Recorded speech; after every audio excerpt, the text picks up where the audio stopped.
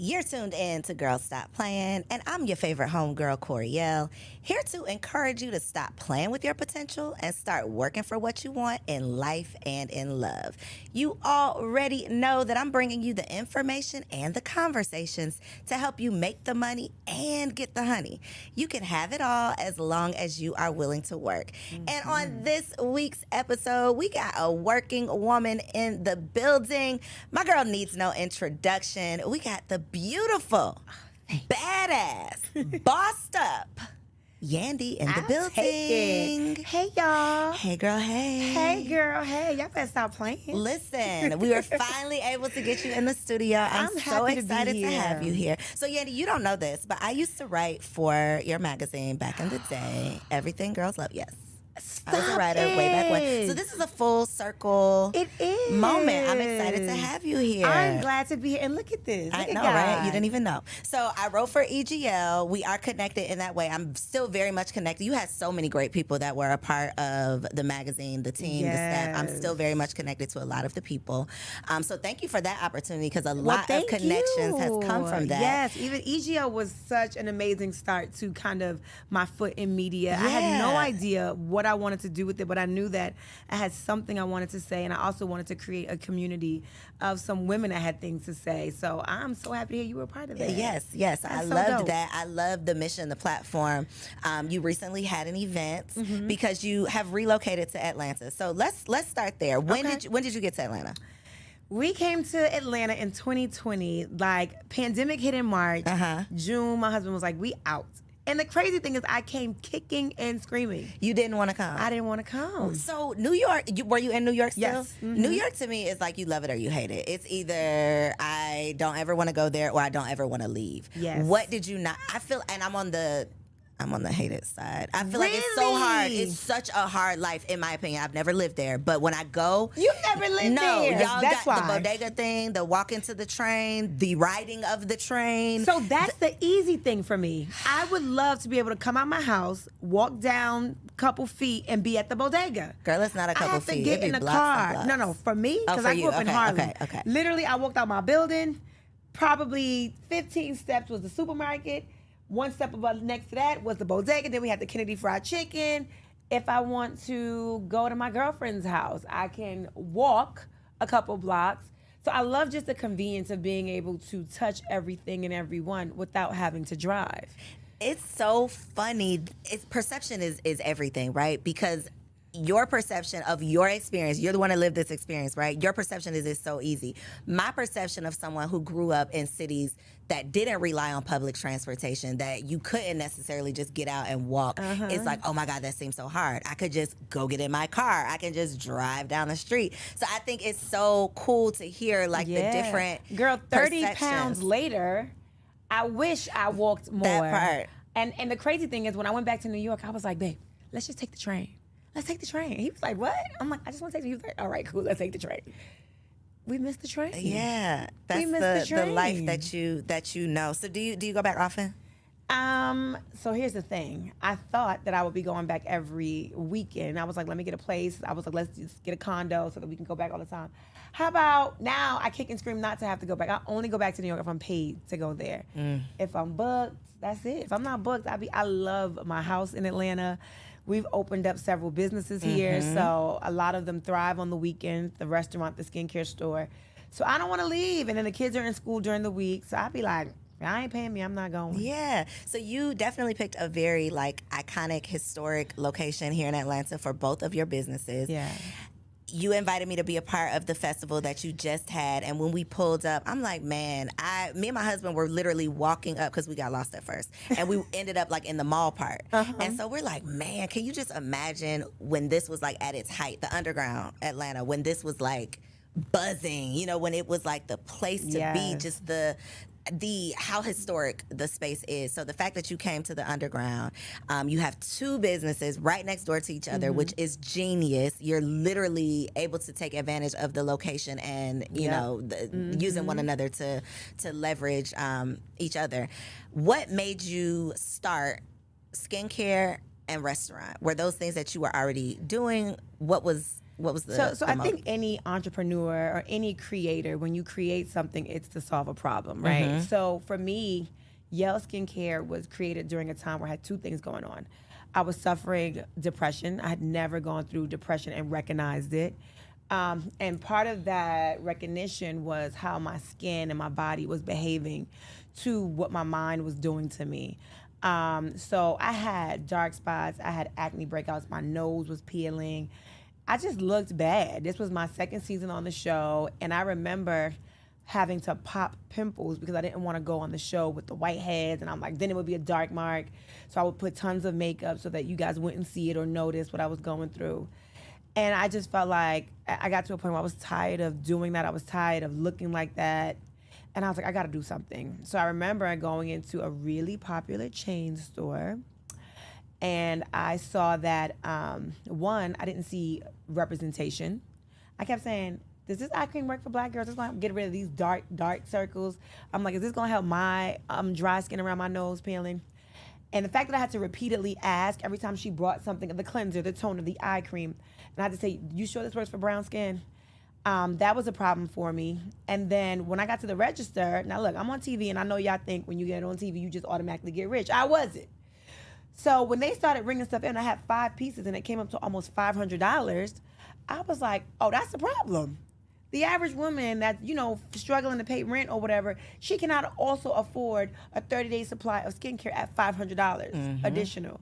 So I was like, there's a white space for something that has representation of brown girls, brown people, that also is reasonable. And then I looked at the back, and I'm like, I don't understand any of this on the back. What is this ingredients? I wanted to create something that was plant-based, that was all natural, and that, I saw people of color represented. So that's why I started that. It was to make me feel better because I was going through a depression and I hated the way I looked. And because of the stress, my skin was reacting to it. So it solved that problem. And then I also wanted to create something that solved the problem of the marketplace, where we can go, feel represented, and then afford it. And it was a good ingredient. Now, Dancing Crepe was created. So there was my store, and then there was a space next to me that at the time someone had under lease. And I was like, man, I just wish this space was open. I could expand the store. And we bought the place during COVID and all that stuff that was going on during the pandemic. And I was like, man, I would love to have a place where people, once the world opens back up, where people can just convene and commune and get together. And I thought I would expand the skincare store. But like you said, this is a historic place. I didn't know that you can't break down walls. Nope. Can't break down walls, can't change the brick. Not supposed to paint the brick, didn't know that. I painted the bricks. What happens? Do you get fined or something? So the thing is, they didn't put it in my lease. I had no idea. Okay. I had no idea. So later on, when they came to do the inspection, they were like, red flag. And I was like, nobody told me. Nobody told me. So I was able to get away with my painted bricks. But then I realized I can't break down this wall. So let me think of something else that can bring people together. I love to dance, and I love crepes. So I made Dancing Crepe. Dancing Crepes. So when you come to Dancing Crepe, you gotta dance. You gotta dance, but there's something on the menu that everybody talks about.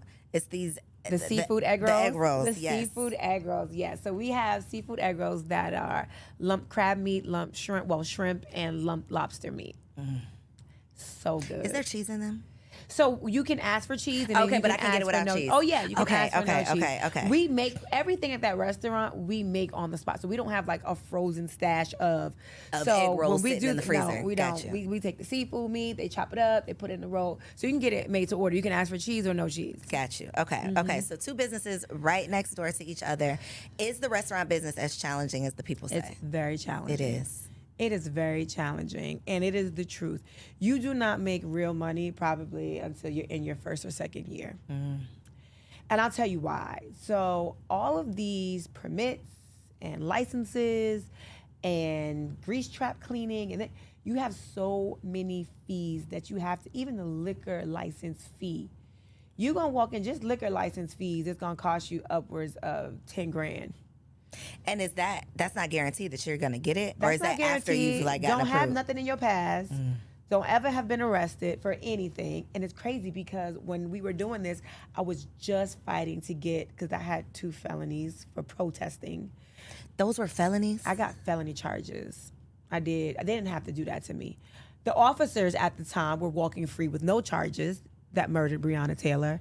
However, because I went and protested on Daniel Cameron's lawn and stayed, and they had to arrest me to make me leave, I got felony trespassing and also attempting to, something about messing with the law, attempting to intimidate procedural law, something or other. I don't know the term. I'm not a lawyer. So yeah, I got 2 felony charges. So did that come up with your liquor license application? No, because I had just got it. I had to show, it did come up, but I had to show that I got it thrown out. Okay. And I had to do community service and pay a fine. So I don't know if that's considered thrown out, but whatever, it was done away with, so I was able to get my liquor license. Got you.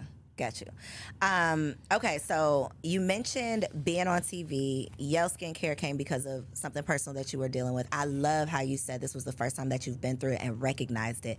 That to me is the key, because we be going through stuff. Oh God, yes. We just don't recognize it. We can't diagnose it because we haven't heard people talking about it. We, haven't talked to a friend that experienced something similar. Yep. So many of us have experienced these things, were truly depressed. You just couldn't communicate what it was or describe it. I mean, I think as women, especially where we are, once you hit your 20s, 30s, 40s, you've been through heartbreak.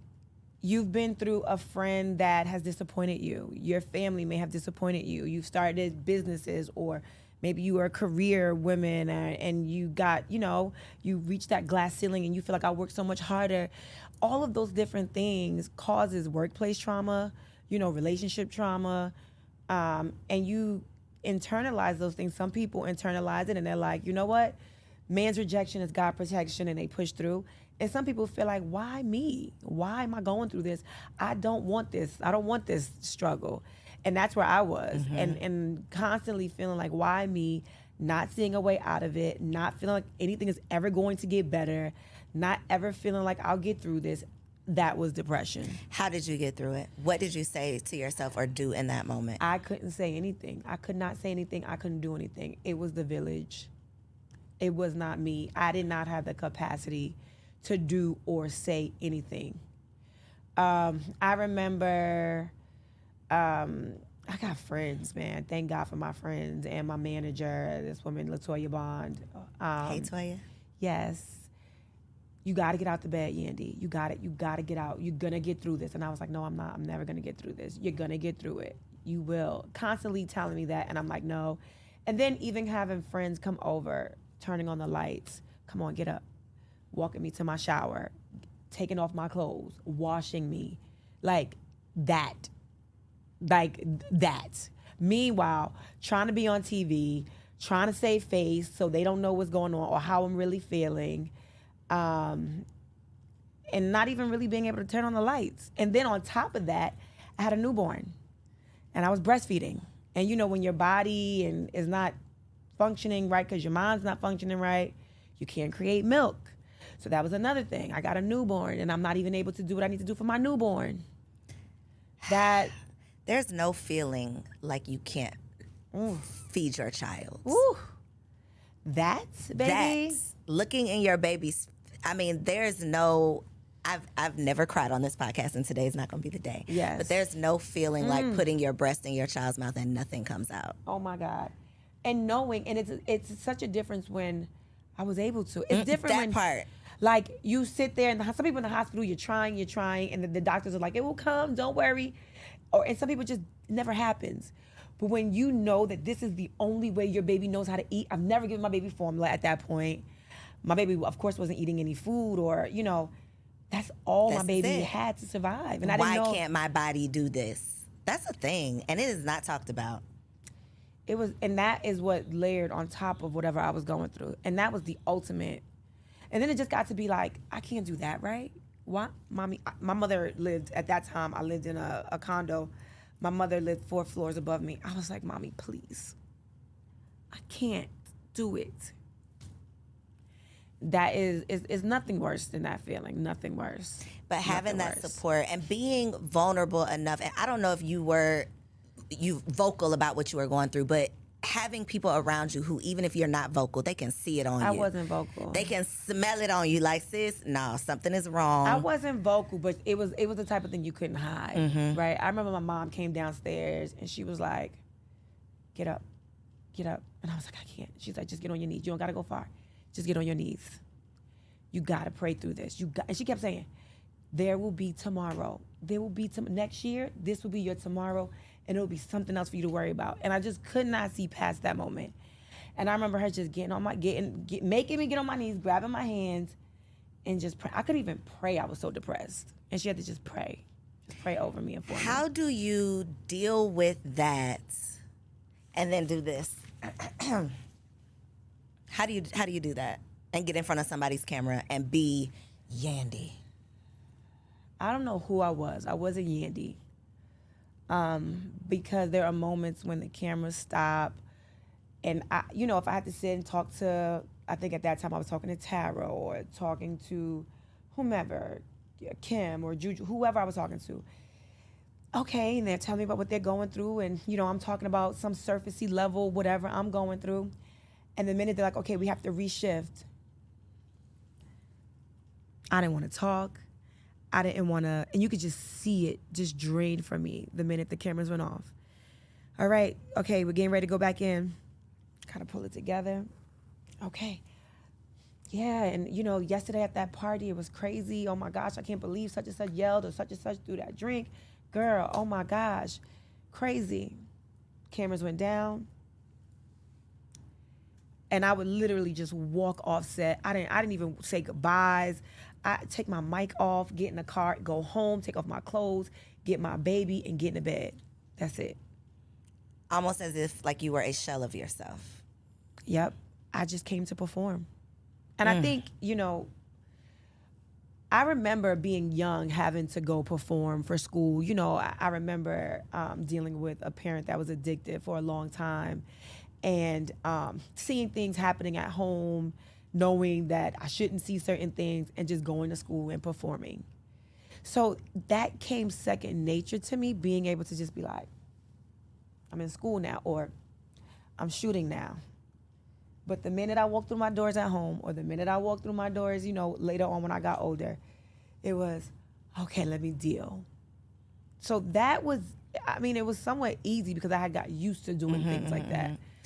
Your coping mechanism. Yeah. Dealing with it however you knew how, but it wasn't the healthiest way because you weren't actually dealing with it. You were just kind of putting up with it. You were sweeping it under the rug. Yep. Putting on a perfect face. And I think there's so much riding on how you appear on these shows because people are so damn rude, mean, ugly, just mean-spirited. I can't imagine dealing with what you were dealing with internally, but then having to publicly deal with people's comments and opinions. Oh my gosh, and the comment was commenting. There was so many comments, so many. And for those that don't know, but I'm talking about the time when my husband was on trial, and we publicly, I was going with him to the court cases. Amir was 2 months when the feds came. That's my son. When the feds came to my house, and as much as I wanted to hide it, I was on a whole freaking TV show. And I was like, it's going to catch up to me. They're going to find out, so I might as well be the one to tell them. Did you try to hide it? Oh, no, so you were like, let me tell y'all before you find out. So when they came to my house that day, I think I was supposed to shoot later that day. Of course, I couldn't shoot. We were going through all of that. So I told the producers at the time, was I a producer then? I don't even know. Can't even think back if I was still a producer at that time. But I remember talking to Mona, who at the time was like a partner, a mentor, a friend. She used to be my boss, but at this time, I had stopped working for her. And I told her what happened, and I was like, do not tell anyone at all. And she was like, okay, are we covering this on the show? I was like, no, we cannot cover this on the show. Did you feel some type of way she asked you that? I didn't feel a type of way because that's my life. It was my life that was happening in the moment. And you sign up for these shows to show your real life. So I was just like, let me process, let me process all that's happening. This is my best friend, my man, the father of my new baby, dealing with this. And then I also knew that at that time I had EGL, which is Everything Girls Love. We were heavy in the mentoring young girl space. I had all these young women that were working for me or that looked up to me. And I was like, how do I put one foot in front of the other? And, you know, I didn't know what the perception was going to be of me. You know, when you are connected to someone that has to go through the justice system for any reason, there is a target. It's like the scarlet letters on you now too. So I didn't know what was going to happen. I didn't know, you know, if the feds were going to look into, which they did. They looked into all my finances, the things that I owned. And I had no idea how things were going to play out. Even though I knew that I did everything by the book and I did everything right, I was at that time somewhat familiar with how this justice system works for people of color. And I didn't know, you know, I was successful. I had been in the music business for a long time at that point, and I just didn't know how things were going to pan out for me. So I was like, no, you cannot follow this. Let me just process what I'm going through. So after about a month of me having to just figure this out, I was like, it ain't no way. Blogs were starting to like hint at things, and I was like, ain't nobody telling, because I started seeing all kind of crazy stuff. I was like, nobody gonna tell this story for me, you know, and I know the truth. I'd rather just tell the story and let them see the other side. Like, you know, they'll show these images of, you know, people going to jail, and you see the guys with their hands, or women. You don't see the other side so often of what that does to the children. People that are left behind. What that does to the mother. What that does to that you know, whomever, that community of people that raised you or fought for you. And sometimes, like in my husband's case, some of these charges are well after, you know, that was something from 6.5 years ago before I even was with him. And I'm like, dag, why is this my fate now? You know, we've built a life together. We built a family. I don't got nothing to do with that. Right. This is affecting my life. And you know, I felt like I would do the world a disservice by not letting them see what my life is going to be like as a single mother. Do you think that the show agitated the situation at all? Or do you think they just were truly just documenting what was happening? Documented, what do you mean? Do I feel like they agitated? Do you feel like they were, they made it more than it had to be? They showed it in a light that they didn't have to? No, not that situation, not at all. I mean, they showed my husband, they showed us driving to turn himself in. They showed him saying goodbye. I think little Mendici was 6 or 7 at the time. That was literally the morning he was going to turn himself in. And at that time, he was turning himself in. We didn't know for how long. And this is before the bond hearing. This is before, we had no idea of anything. And the newspaper was saying he's facing 10 to 25 years. Based on nothing. Based off of what, you know, the charges were. So we didn't know. We really just did not know. So even me, you know, looking at him kiss this 7-year-old and then seeing him hug. And I remember Amir was crying. He was only, at this time, by the time my husband turned himself in, I think Amir might have been 4 months. I think it took 2 months before he actually turned himself in. Kissing Amir goodbye. And Amir was crying profusely, just crying. And I was just trying to hold it together because little Mendici's looking at me. I'm trying to be strong for my husband. And I was in shambles on the inside. And it was real. The show, like, they knew that he had to turn himself in, I think, like, by 8 o'clock in the morning. So the camera guys and the producers got there at, like, 5. So they saw us getting up, getting dressed, me cooking breakfast. So this was, like, me literally cooking my last breakfast for my husband. At that time, he wasn't my husband, but for my boyfriend, right? Cooking my breakfast, seeing him kiss the babies. All of that was just, like, it was just so much. That seems so traumatizing, Yandy. It was. To go through it, period. Yeah. To go through it on camera. To go through it, maybe have a little bit of closure, and then it comes out on TV. That was the worst part of it all. That part, it's like, I got to relive this. Yep. And y'all got to see it, and you're going to ask me questions about it, and I'm going to see you talking about it, and you're going to have opinions. And Yep. And the blogs, oh my gosh. There's one particular blog that to this day, I still, like, if I see him on the red carpet, I'd be like, nope, thanks, I'm good. I ain't fucking with you. I ain't forget. I ain't forget. And it was, she was so mean and horrible, and the things that she would say, oh, that's good for nothing, you know, people like him, and she should have known better. Did she go to Howard? You would think Howard would give her a better education. You're talking about the father of my child. These are You're talking real about the person that I people. love. These are real people. I mean, horrible. And then, like, look, I always, like, the first episode of ours on the show was at a baby shower. I was pregnant, and he's like, I'm going with Vado to this party. You know, I'm managing Vado. I got to go do this. And I'm like, I got this big old belly. We got all these gifts. He's like, your father's going to help you do that. And, you know, some of that kind of stuff is situational because he actually did help put the stuff in a U-Haul. But it was a party that he was going to that they were following. So they cut all that stuff out, and they followed that. So she's like, I knew he was good for nothing when he left her at that baby shower to deal with it by herself. He's a good for nothing. No. I was like, oh my gosh. So when I say did the show agitate it, that's what I meant. It's the show knows the whole story, but they want to show, oh, well, he left her and didn't. You know, that's what I feel like. Is there a lot of that goes on? The crazy thing is when that was shot, because the whole having to go away didn't come out till towards the end of that season. So when that episode was probably shot and cut, they didn't even know this was coming. They didn't know that was coming. So did it agitate and make him look a little like he ain't care? Yes, it did for sure. And he's super caring. But I think that was just, you know, sometimes they want to paint these men as having a million things going on. They had no idea what was to come, you know, so I can't blame that on the show. But yeah, it's hard. The comments are hard. The perceptions are hard. The assumptions are hard. And definitely these blogs and people with the comments and all that will break you down even more. I had to log off and turn it off. I had to just mute the noise. What do you do now? What's your coping mechanism with the comments now? Well, if I see myself, even if it's good, right? They're like, you know, who wore it best or Yandy stunt, whatever it is, I don't even read the comments. You don't even want to? Oh God, no, not about me. I'll, you know, tune in somebody else's stuff. But when they could go and talk about, I think Beyonce is perfection. You know, I think Rihanna is perfect. When I can see comments where they going in on her and the way they used to go in, they go in on my baby Amir's hair. My baby loves to wear his hair out and big. That's it. They be talking about your baby? My baby's hair. My baby's hair, yes. So I'm like, girl, they talk about Blue Ivy's hair, and she's fierce, okay? Baby got Grammys, okay? So this is the kind of thing that is just like, you know, you got to just... I've learned, and I think Mona might have said this first, if you don't know them personally, don't take it personal. That's it.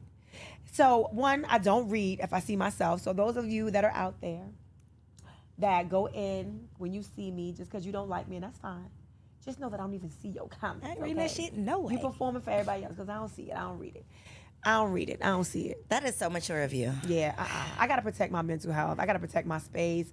I don't want to be thinking I'm ugly. She got a big nose. Her feet look ugly. And then, girl, tap on that profile because what? Man, where you get your contacts from? I mean, how long you never going to switch the color of those contacts? Jack, those contacts are so played out. This is what I hear. Every day I hear this. Now, on my page, I'll read the stuff.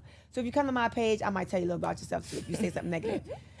Like, I've had to say so many times, like, they're not contacts. My baby boy, since he was a baby, he's had, why would you put contacts in your baby's eyes? My baby don't have contacts. So I guess when it's silly little things like that, that it's just like, this has no merit, then I could see you being like, girl, okay, I'm not even gonna worry about that. Right. Yeah, because y'all are just tripping, minding my business. When all of the things were coming down with Mendices, did you ever once, because y'all weren't married, was there ever a question of you holding him down while he was gone? Yes, every day. Every day.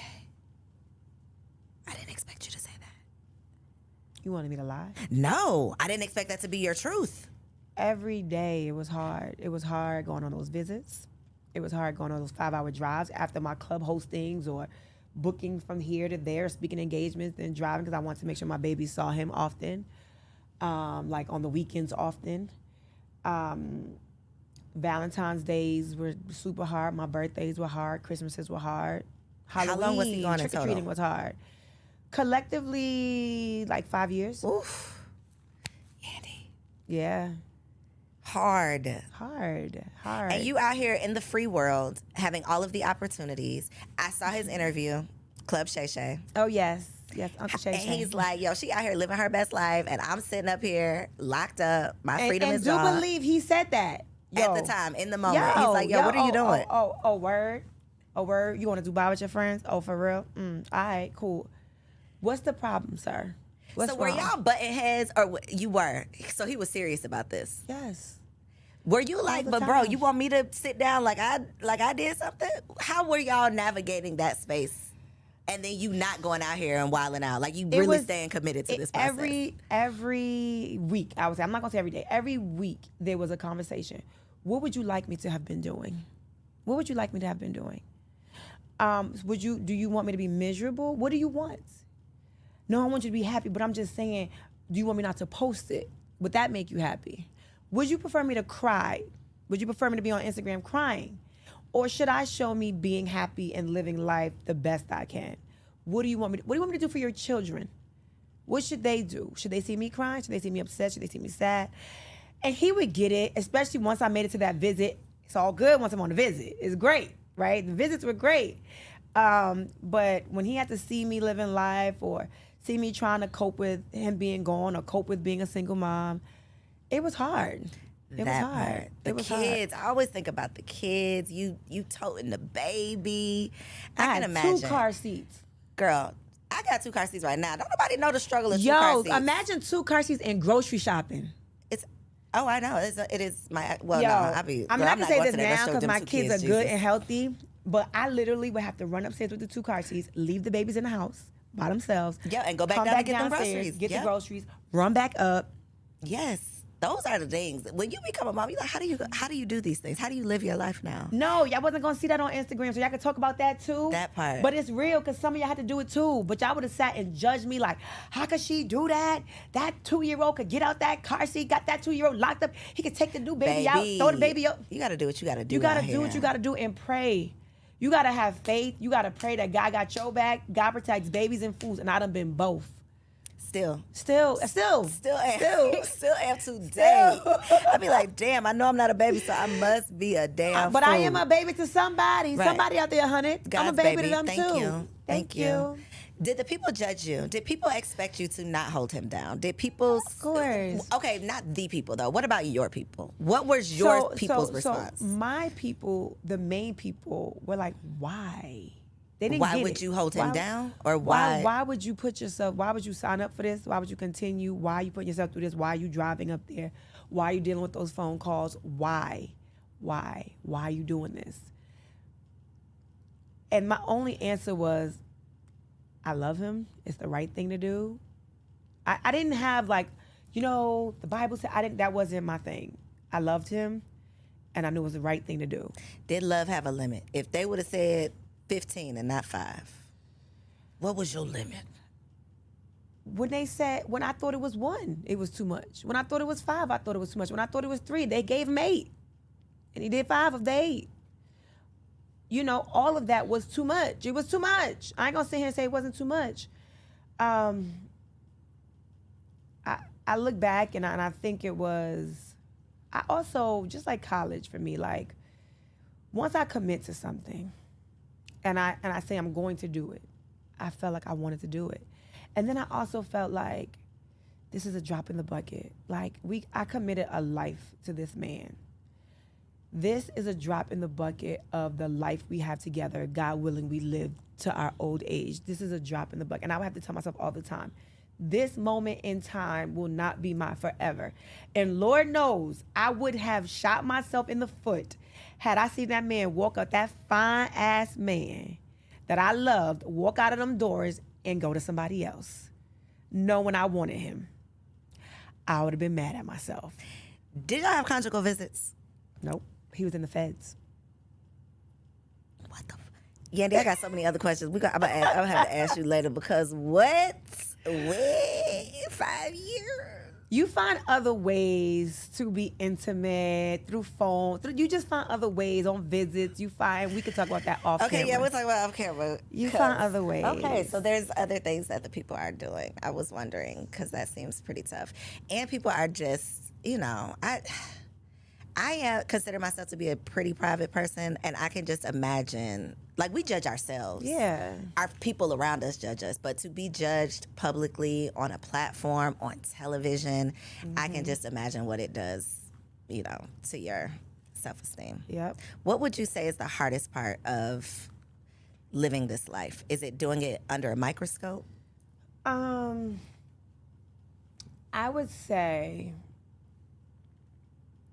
having to perform, although I told you before it came easy to put on a face when I was going through things, but my natural, I don't like to do my hair. I never do my nails. I rarely get my feet done. Thank God I have the man that I have, because he is like, baby, I love you natural. You ain't got to do none of that. Just make sure you shower every day, twice a day. I'm good. But he doesn't, makeup is not his thing. He loves my hair when it's in an afro. He don't care about my feet being, polished and all that stuff. Thank God, because that is the real me.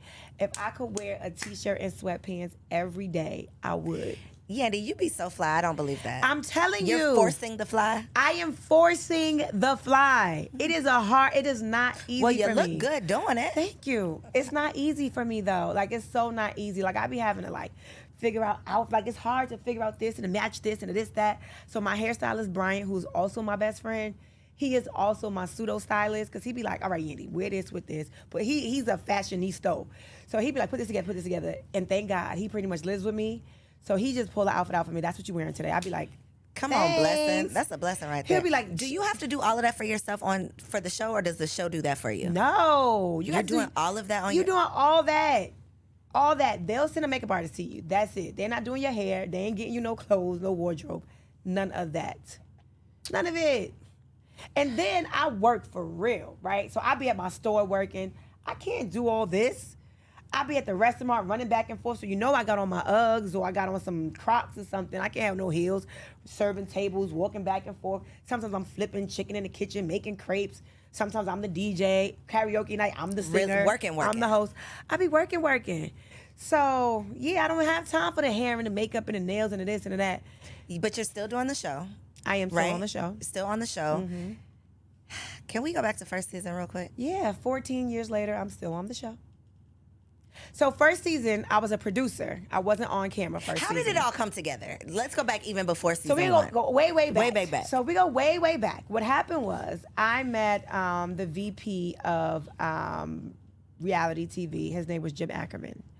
And at the time, my client, Jim Jones, was on this show called The White Rapper Show. And backstage, while he was doing his thing in front of stage, I was backstage, doing what I do, networking, trying to get things from my client. And so I'm talking to Jim, and I'm like, Jim, I got this client. He's crazy. And I was like, his family, them together, they even crazier. I was like, if you want to see something good on reality TV, put his family on the camera. So he's like, okay, get me some footage. Make me a sizzle reel. Had no idea what any of that was. So I went. It was one weekend. We were going away, and then I had Mama Jones and Chrissy get on camera, and I had my friend Yolanda Gerald, who I love to death, put together this footage for me. She was, at the time, VP of video at Atlantic Records. I had an office at Atlantic Records. And she put together this sizzle reel that was awesome. It was awesome.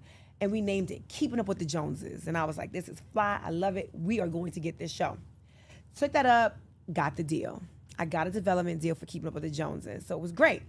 We're shooting the show. Everything is going. They seeing how crazy my client is and all the crazy stuff he's into. Us running out of clubs, us doing all kind of crazy stuff. It was great. And then life started lifing. We had an artist that we loved dearly. His name was Stack Bundles. He got murdered. Then another one of Jim's artists, Max B, got sentenced to some crazy amount of time, like 60 to 70 years or something. And reality TV, of course, they want to capture that. So they're like, okay, we're going to capture you going to Stack Bundles' funeral. We're going to capture you, following Max B, going to his first court date.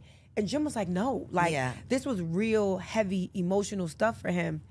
And for me, as the producer, and I'm like, Jim, this is what they need. Like, we're shooting this show. So we were constantly like this. And he's like, you need to get these cameras out my face. And I'm like, this is what we signed up for. To the point where he started literally pushing the cameras out his face. And they were like, okay, maybe we do not need to shoot Jim anymore. It was too intrusive for him, he felt. So then I remember one day going, at the time, Mona and I were very close, and I no longer worked for her at that time, but I was like, Mona, I'm going to lose this deal. And I need help.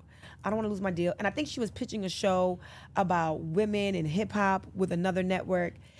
And we were like, we sat at dinner and we're like, okay, maybe if there's a way that we can combine, you know, the deal that I have, we combine your idea, and I can have Jim and his family kind of be like, you know, not the all family. Maybe we have an ensemble cast. And that was the birth of Love and Hip Hop. That was the birth of it. So first season, I was behind the scenes, working in the story rooms and all that kind of stuff. Then I left to go on tour with Missy. But by the time I came back, we were ending the first season. And, you know, Mona did a great job producing that first season because I was gone for most of it while I was on tour with Missy. And that was the birth of Love and Hip Hop. Random question. Is Missy the you and Mona connection? Because Mona was Missy's manager, right? Yep. Okay. I was trying to piece it together. I was Mona's intern when I got out of college. Okay. So I worked with Missy. I worked with out of Howard. I worked with Missy. I worked with Busta. Worked with 50. Worked with anybody that was on Violators roster. Tweet, Noriega Capone, Prodigy, Mobb Deep. Girl, so started as an intern. Yeah. Wow. Sure did. And now you're here now. Started from the bottom. What was the goal when you got that internship? What did Yandy want to be? I wanted to go to law school to be an entertainment lawyer. Shut your mouth. Promise and here you. you are. So this was not even a part of the plan. And Mona will tell you, I had got asked. I applied for law school. I took my LSATs, did well, got accepted, and then Mona was like, "Okay, I have this tour." It was the ladies' first Verizon tour. Now, well, you probably don't know because you're young, but that tour was Missy, Beyonce, Girl, Tamia. who am I not gonna know? Name somebody. No, I'm I'm not just gonna saying know. you might not know that tour. Oh, okay. The tour. Okay. It was I know all of these people. It was a huge tour for women. I don't even know that there's been another tour like that. But it was Missy, Beyonce, Tamia, Alicia Keys. I want to say Little Mo did some dates as well, but it was a huge tour. It was amazing.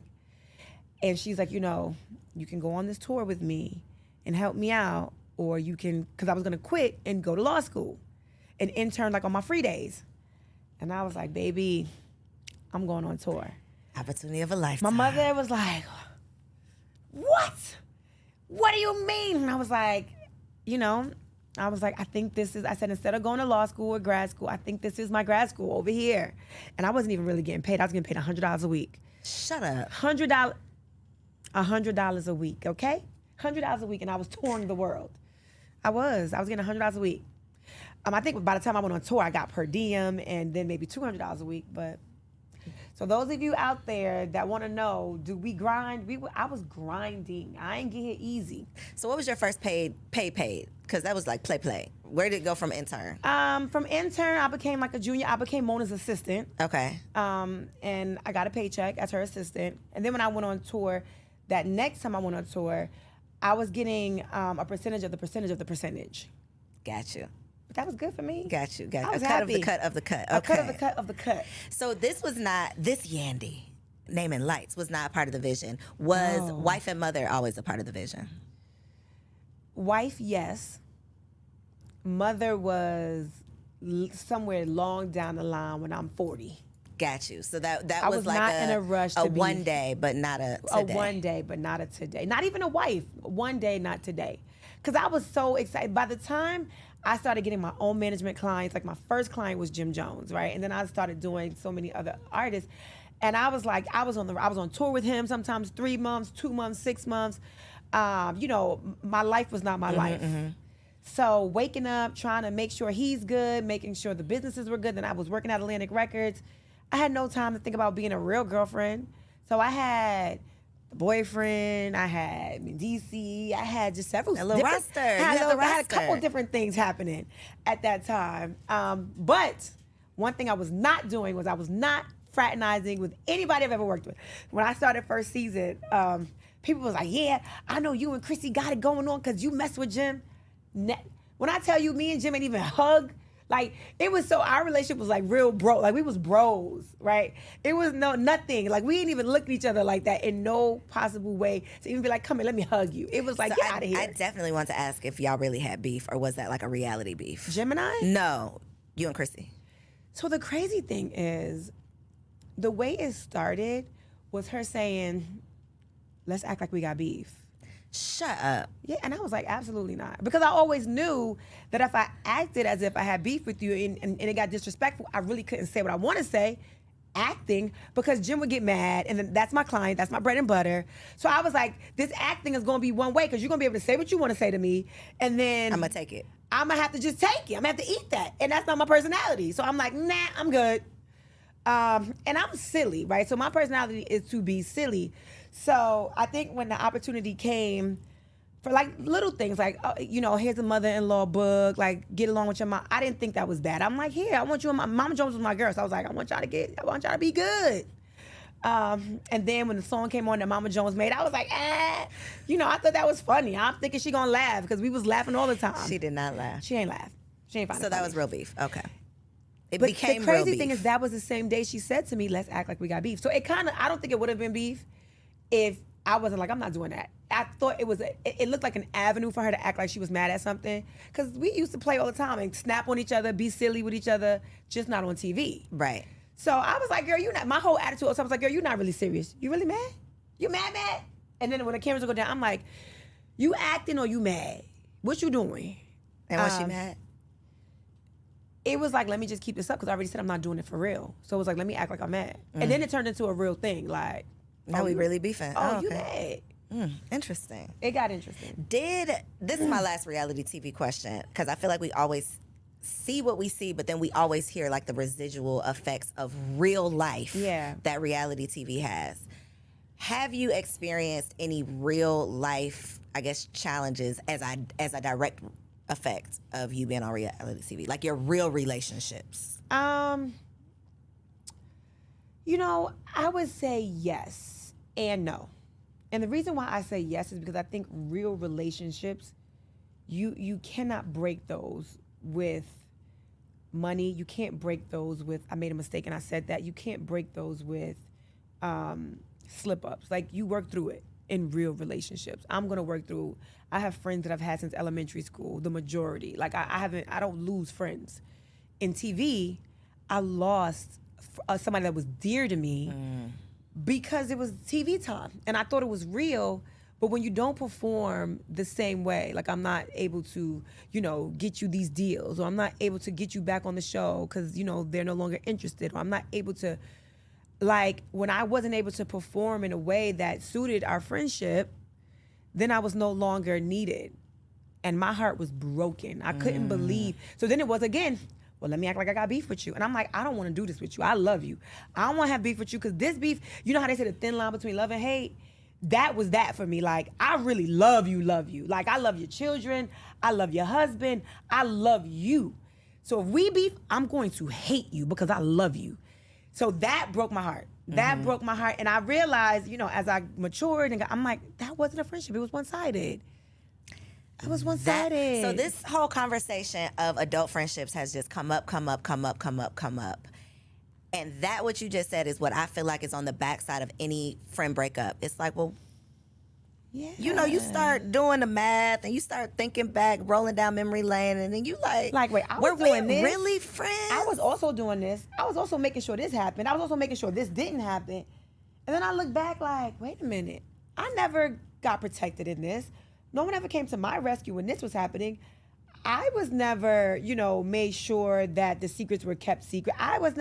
It was like everything was fair game when it came to me for the sake of TV, for the sake of, let me make sure my spot is secure. And when that spot wasn't secure, it was like, now I'm going to come for you because that's going to get my spot back. If I act like I don't like you, now I'm back on TV. Or now so it was like, yo, you really took it that far? And that's when I realized, like, we really not friends. All this time I was loving you. I'm a damn fool. I've had plenty of those moments that I was like loving you. You was busy. that. It was that. And that is as painful. Well, I don't want to say as painful because people deal with things differently, but that can be as painful as a romantic relationship. Yeah. And sometimes more painful depending on, the history, It was how much of my painful. business you know. It was painful. The things we've been through together, all of Yep. those things. Yep. It's tough. It was. Another thing that's really tough that I can relate so much to you with. We did the sesh. Shout out to Pinky. Hey, Shout girl. out to Pinky. One of the things that came up in the conversation was like mom guilt. Was running around town, doing all of the things, going after our goals, being these superheroes, and struggling to not beat ourselves down for the way that we mother. Yeah. How has your experience been managing? Because I think balance is like bullshit. I don't really think that exists. sure. But managing all of the things, Yeah. having to show up and be the Yandy that so many people need, but then also finding time to be the mom that your children need. Yeah. I had to just relinquish the thoughts and fight my brain on the whole mommy guilt idea. Balancing is a lie. It's a myth. It doesn't exist. Prioritizing exists. Being deliberate with your time and intentional with your time exists. And that's what I had to do. I had to just really be intentional with the conversations I have with my children. Listen, I gotta go away. But I'm going away to do this, that, and the third, because you wanna go to that camp, right? You wanna make sure you go to acting school and you wanna be in football, and mommy and daddy have to work if that's what's going to happen. And then if you have questions about mommy's work, you can come with me. You can travel with me, but you're gonna have to sit and be good. I put up a post the other day. I was like, Amir, I'm gonna take you with me to work, because he has so many questions about why I can't do this and why I can't bring him here and why I can't run around with him and his friends, take him to the swimming pool. I said, you're gonna come with me to work so you can see why. I took him to the Yale store. From the Yale store, we went to the restaurant. I had him serving tables with me. From there, I had a speaking engagement, had to get in hair and makeup. I went, shout out to E.T. Thomas. I went to the hip hop preacher. He had me booked, and Amir came with me there. And then from there, we had to go back to the restaurant because it was packed. And he came home like, Mommy, please just leave me alone Whoa for the out. day. Whoa out. Laid on the couch like I can't do anything more. And I said, well, welcome to my life. So you know, when I get home at night and you like, Mom, can you come play the video game with me? Mom, I need you to, Mom, can you wash my hair? And I'm like, this is why sometimes I'm like, Mom, I mean, I could do one thing. Pick one. I got 40% of me left. You got it. What you want it to be. It's the one thing. Because then you also need dinner. So I had to just realize that mommy guilt is something that's going to hold me back from doing the things that I need to do to be able to take care of the kids. From doing the things that I need to do to be able to do to take care of myself mentally. Because I got to do it at this point. I done signed up for it. I done committed myself to it. I got to do it.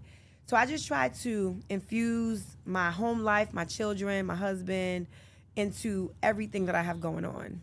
Give them some buy-in, I think. Because I think a lot of times when you leave the house, especially for kids, they have literally no clue what you do when you walk out that door. They think you out there playing. Yeah. You're out there having fun without do. them. Oh, they do. And it's like, no, this is how this exists. Mommy has to leave this house to go do something. But I think it's such an important conversation to have, because postpartum, mom guilt, I mean, just superwoman syndrome, so many things that we deal with, but we just deal with it. Yeah. And it's like, I'm the only one dealing with it. It's like, no, we're all going through these things. Yeah. I always say, like, motherhood is like that hood that it's like, I see you. Mm-hmm. I get it. Yeah. If don't nobody else get it, a mama is going to get it. Yep. So you going to feel me when I say, my son be acting bad and embarrassing me in these streets. Ooh. What do I do? Yandy, And what do I do? they really just want to do it when people are around. They do. When it's me and him, I'm he like, be you all was right. cool in the car.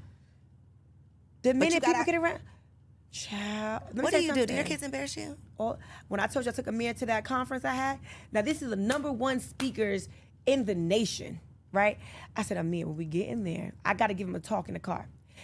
Mom, I got to bring my football. You're not going to be able to play your football. In the video, you will see him walking with his football. I said, Amir, we're going to a conference. It's in a theater. Well, I'm going to be bored, so I need to throw my football at least up in the air. I'm like, just don't hit anything. If you got to bring football, but be good. And make sure you greet everybody. Make sure you say hi. And then just go like this with your football. Sit there and be quiet. Okay, soon as we get in. I'm like, Amir, you're going to break something. Well, you said I could throw it. No, I said, go like this. Throw it to your hands, your hands. These hands right here. And then we get to the back. The people are like, hey, you guys need anything? I'm like, no, I'm good, just water. Yes, I do. I would like he had a Gatorade. Do you guys have Doritos, but not the regular Doritos, the Doritos that's blue, the Taínos? I don't even know what it's called. I'm like, Amir, they don't have that here. And they're like, well, I can run out and get it. No, you can't. No, Amir, just be quiet. He had a whole rider of things he needed. And I'm like, You can't just be quiet. It's like, well, they asked. I do want to stay. They asked. Exactly. So that's what they do. So this is what they do. But I think, you know, the Bible talks can't about be the answer, training Yandy. up a child. So that just means he needs to come to more. So they're gonna you have to bring him around more people. That is what my husband said. You got to take him out more. You're gonna have to take him out more. I'm like, yo, that cannot be the answer. That's the antidote. I'm telling you. More. You gotta do it more. Gotta do it more. Do you get embarrassed? Yes. Do you feel like, oh my God, these people are gonna see this? You feel that? Yes. Okay, that makes me feel better. Okay. All right. When he threw that ball up, and I was like, if it don't go back to his head, if it go over there, hit that person in the head, or if it go over there, knock that speaker out, and it was like 600 people in the audience, I was like, why would you decide to be backstage throwing a football in the air? Why? And then I thought, why would you let him bring the football? Why would you do that? Why? And then I made him put on a button-down shirt. This was the thing. I made him put on a button-down shirt, and I said, you know, wear these nice new white crispy sneakers with your white button-down shirt. By the time I get there and I got my video ready to go, he has his Crocs back on. I said, what happened? Let's just go in there with the Crocs on. We get in there. When I get off the stage, the shirt, that button-down shirt was off. Got the dingy T-shirt on. The shirt is crumpled up on the side. And then he got his football. So the white shirt got the football stains on it. So Yandy all pulled together, but her son, look at the son. Look at the son. You know they're going to be like, oh, You're you pulled together. embarrassing me in these Got streets. your son looking dirty? No, he got himself looking dirty. That part. That's not how he showed That up ain't here. how he came. Yep. So that's just life. Suck it up. Be embarrassed. But wait till you get your girl. She gonna embarrass me more? Why? Because my daughter is 8, but since she was probably about 5, I got that. When they turn around and look at you like this, that's when you like. You don't slap them? No, you don't slap them because they doing what you do. Oh. My daughter, see, my son is not going to do this. My daughter will come into a room and sit like this. Uncross your legs. What you doing? What you do, mommy? What you do? And then she want to talk like this. And I'm like, why are you talking to me with your hands? What you mean, Mom? Why? What's wrong? Mommy, what happened? And you just see yourself. And I'm like, no, thank you. Wow. I don't clap anymore, Skylar. I did that when I lived in New York. We don't clap in Atlanta. Stop clapping, Skylar. And she'd be like, but Mommy, what are you I'm like, Skylar. Not we did that in New York. That's the New York life, sis. That's the New York life. We don't do that down here in the A. Wow. I even made a mistake and said something from sis. She was like, okay, sis. But around people. She gave me the okay, sis, around people. I was like, I'm your mother. Don't call me sis. But you call me sis. I was like, yep, wait till you get your girl. Thank you. Yep. I'm not looking forward to any of that. That sounds awful. But it is beautiful. It's a beautiful life. It is. It's a beautiful life. Okay, I haven't gotten to that stage yet, but I'm sure it will get there one day. Yes. Pray for me. I have enjoyed this conversation, Me Yandy. too. I loved every minute of it. I know y'all did too. Y'all felt like y'all was just tuning into a little girl talk. I hope that I asked everything that y'all wanted to know because this was juicy. Yeah. And I appreciated you. I tried to be as authentic and real as possible. You can't be anything else. Yeah. So for the people who are here in Atlanta, where can they get these seafood egg rolls? Ooh. Like, how can they get Yell Skincare? That's global, though. Yes. Anywhere with Wi-Fi, yes. right? Anywhere with so Wi-Fi. let them know. Look right there in that camera and tell the people. So if you are in Atlanta or if you're traveling or you want to travel, make sure you come to Dancing Crepe. We are at the Underground Atlanta, which is 68 Pryor Street. Come, and then right next door is a Yell Skincare store. But you don't have to be locked into coming to Yell Skincare, the store. You can also order online at www.skincare.com. Yes, we will make sure all of that info is down below in the description. Check out the show notes. Make sure that you share this episode with a friend. All of y'all that thought y'all knew Yandy, y'all ain't know nothing. Y'all ain't but know, y'all y'all ain't found know what out I talked today. about here. They gonna learn today, though. You gotta use this as a clip. Listen, today we went deep. I talked about some things I've never spoken about. She asked that real question. Did you really hold it down? And I gave her my real answer. She also asked me, did I want to? And I just give you a hint. I told her no. So make sure y'all tune in because we had some real conversation. Come on, girl, stop playing. Yes. Come on down. Make sure you subscribe to the channel so you don't miss out on any more bomb episodes. I love y'all, and I'll see you next week. If you enjoyed that episode, make sure you subscribe to the channel so you don't miss out on any upcoming content. And take it a step further and go ahead and join our private community over on Patreon because it comes with some pretty bomb perks, including early and discounted access to our upcoming events, behind-the-scene exclusives with some of your favorite guests, the opportunity to call in on an upcoming show, the chance to vote on topics and guests for brand new shows, and I'm even giving you unlimited access to my vault of business classes where I'm teaching you everything from Airbnb to developing digital products and everything in between. And you can get access to our Patreon for as little as $5 a month, okay? Get in where you fit in, and I'll see you on the inside. Peace.